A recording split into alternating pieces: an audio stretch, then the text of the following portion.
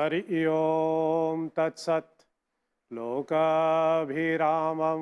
रणरङ्गधीरं राजीवनेत्रं रघुवंशनाथं कारुण्यरूपं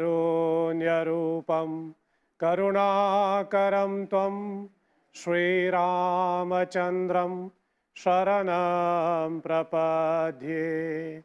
मनोजवं मारुततुल्यवेगं जितेन्द्रियं बुद्धिमतां वरिष्ठं वातात्मजं वानरयोत्तमोख्यं श्रीरामदूतं शरणं प्रपद्ये। श्री श्री सीतारामचंद्राय नमः। श्री रामदूताय नमः। श्री गुरुचरण कमलेभ्यो नमः। आज के इस अमृत वाणी कार्यक्रम में हिंदू महासभा की ओर से हम आप सबों का अभिवादन करते हैं। श्रोताओं, कल 22 मार्च को हमारा नया संवत्सर प्रारंभ हुआ। युगादि पर्व के साथ हम एक नए वर्ष में प्रवेश करते हैं और इस साल जो है हम लोग 2080 में प्रवेश कर गए और इस अवसर का लाभ उठाते हुए अपनी ओर से एवं हिंदू महासभा की ओर से आप सबों को नया साल की ढेर सारी शुभकामनाएं, नव वर्ष अभिनंदन। आप सबों को हम यही प्रार्थना करते हैं कि यह नया साल जो है आप सबों के जीवन में खुशहाली ले आए और सभी को प्रगति मिले और सभी के स्वास्थ्य बना रहे, ऐसी हम प्रार्थना करते हैं। वैसे हमारा यह नव वर्ष चैत्र मास के शुक्ल प्रतिपदा से आरंभ होते हैं और इसी चैत्र मास के शुक्ल प्रतिपदा से ही चैत्र नवरात्र आरंभ हो जाते हैं। आप सबों को ज्ञान ही होगा, एक वर्ष में 4 नवरात्रियां मनाए जाते हैं, जिनमें से प्रमुख 2 नवरात्रि हम लोग विशेष रूप से मनाते हैं। एक यह चैत्र का नवरात्रि और दूसरा जो आश्विन नवरात्रि कहलाते हैं, जिसको अधिकतर लोग दुर्गा पूजा कहते हैं। और शायद आपकी ध्यान इसके ऊपर आकर्षित कर लूँ कि अनेक बार यह भी देखा गया कि इन 2 नवरात्रियों में हम लोग ज़्यादा महत्व आश्विन नवरात्रि को देते हैं, जबकि ऐसा नहीं होना चाहिए। दोनों नवरात्रि के महत्व बराबर होते हैं। नवरात्र की पूजा जगदम्बा को समर्पित किया जाता है। आदि शक्ति पराशक्ति माँ जगदम्बा की विशेष पूजा होती है इन नवरात्रि के दिनों में। दुर्गा जी के 9 रूप माने जाते हैं, इसलिए इनके पूजा के निमित्त में यह नवरात्र दिया गया है।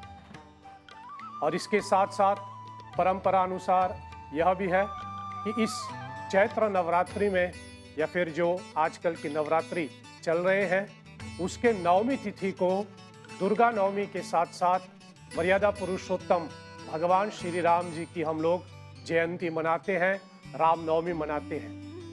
और इसी के चलते एक परंपरा यह बन जाते हैं कि इस चैत्र नवरात्रि में दुर्गा जी के पूजा के साथ साथ विशेष रूप से हम भगवान राम की आराधना करते हैं, भगवान राम की विशेष पूजाएं करते हैं। और भगवान राम की विशेष पूजा करते समय भगवान राम के चरित्र के ऊपर हम लोग चिंतन आदि करते रहते हैं। अधिक प्रचलित है, पूरे विश्व में जाने जाते हैं कि भगवान राम की कथा समस्त मानव जाति के लिए एक बहुत ही उपयोगी वस्तु है। इसलिए जब भी हम चैत्र नवरात्रि मनाते हैं, इसके केंद्र बिंदु में हम श्री राम कथा ले आते हैं, ताकि राम कथा के माध्यम से हम भगवान श्री राम के चरित्र, भगवान श्री राम के आदर्शों पर हम लोग ध्यान कर सकते हैं। श्रोताओं, भगवान राम के चरित्र को 3 अलग स्वरूपों में हम लोग विभाजित कर सकते हैं। पहला, भगवान राम साक्षात परब्रह्म का अवतार है। साक्षात परब्रह्म परमेश्वर आदि पुरुष परमपिता इस पूरे जगत के अखंड ब्रह्मनायक भगवान अवतार लेते हैं राम के रूप में। इसलिए राम का पहला स्वरूप है उनके परब्रह्म होने का। दूसरा, भगवान राम के दूसरे पहलू में आते हैं इनके चरित्र में कि राम साक्षात धर्म का स्वरूप है। शास्त्र वर्णन करते हैं राम साक्षात धर्म के आचरण को स्थापित करते हैं और इसलिए शास्त्र कहते हैं धर्म राम है। राम विग्रहवान धर्म, द पर्सोनिफाइड फॉर्म ऑफ धर्म। धर्म का एक सीधा अर्थ यह निकलता है जिसको हम धारण करते हैं। इसलिए राम के चरित्र, भगवान राम के आदर्शों को हमें धारण करना चाहिए, हमें इसी के साथ जीना चाहिए। और भगवान राम के चरित्र का तीसरा स्वरूप है जिसको हम ऐसा मानते हैं कि वह परब्रह्म, वह परमात्मा एक नर के रूप में अवतरित लेता है, एक पुरुष के रूप में वह इस धरती पे अवतार लेते हैं और एक ऐसा पुरुष जो समस्त पुरुषों में उत्तम कहलाते हैं। इसलिए भगवान राम को हम पुरुषोत्तम कहते हैं। और अपने इस नर लीला में भगवान राम ने मर्यादाओं की स्थापना करते हुए हमारे मनुष्य जीवन में मर्यादा का होना कितना महत्व रखता है उसको दर्शाया है।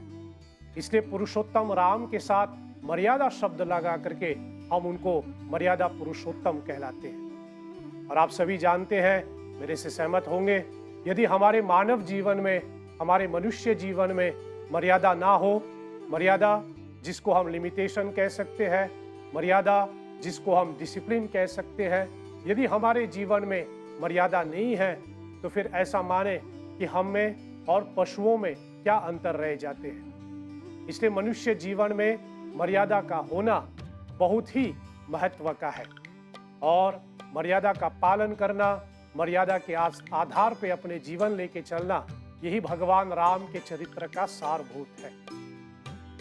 अनेक बार यह देखा गया कि आज की आधुनिक समाज, मॉडर्न सोसाइटी जो है, इस विचार के साथ चलते हैं कि भगवान राम के आदर्श, भगवान राम की शिक्षाएं ये तो पुरानी बात है, आज के इस आधुनिक जीवन में यह लागू नहीं किया जा सकता, यह कदापि सही नहीं है। आज के इस आधुनिक जीवन में भी हमें भगवान राम की आदर्शों की आवश्यकता होती है। कौन नहीं चाहेगा कि उसका पुत्र जो है वह एक आदर्श पुत्र बने? कौन नहीं चाहेगा कि उनकी माता पिता आदर्श माता पिता बने?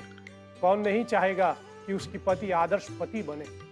यह सब आज की मानव की आवश्यकता अभी भी है और राम के उन शिक्षाओं को, राम के इन आदर्शों को आज के हमारे आधुनिक भाषा में हम इनको, इन्हीं सब चीज़ों को हम ह्यूमन वैल्यूज़ कहते हैं, मोरल वैल्यूज़ कहते हैं। श्रोताओं, आपका ध्यान इसके ऊपर भी आकर्षित कर लूँ कि रामनवमी के दिन मात्र राम नहीं अपितु हम भगवान राम के जन्म जयंती मनाते हैं और उसी दिन भरत जी भी प्रकट हुए, उसी दिन लक्ष्मण जी भी प्रकट हुए और उस दिन भी शत्रुघ्न जी भी प्रकट हुए।